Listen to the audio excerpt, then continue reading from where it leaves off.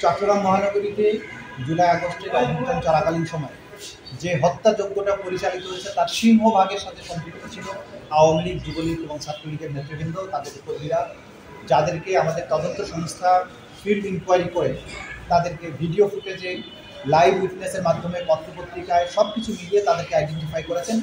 এরকম 15 জনের বিরুদ্ধে সেখানে সাবেক মন্ত্রী হাসান মাহমুদ, তারপর নৌফেল এরা সহ, আজমা নাসির সহ চট্টগ্রামের ছাত্রলীগ, যুবলীগ এবং আওয়ামী লীগের যারা নেতৃত্ব, তাদের বিরুদ্ধে তাদের সম্পৃক্ততা পেয়েছে, তাদের বিরুদ্ধে গ্রেপ্তারি পরোয়ানার জন্য আবেদন আমরা করেছিলাম। সেই 15 জনের বিরুদ্ধে গ্রেপ্তারি পরোয়ানা জারি করেছে।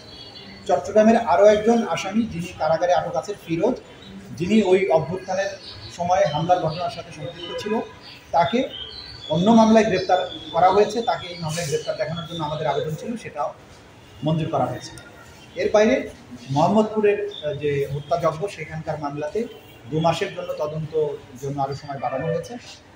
সেখানে একজন আসামি যে সরাসরি ওমর ফারুক নামে একজন আনসারের সদস্য, যে কোনো উস্কানি ছাড়া মানুষগুলো গেটের সামনে দাঁড়িয়ে আছে, সে দূরের থেকে এসে দৌড়িয়ে এসে তাদেরকে গুলি করে মেরে ফেলছে।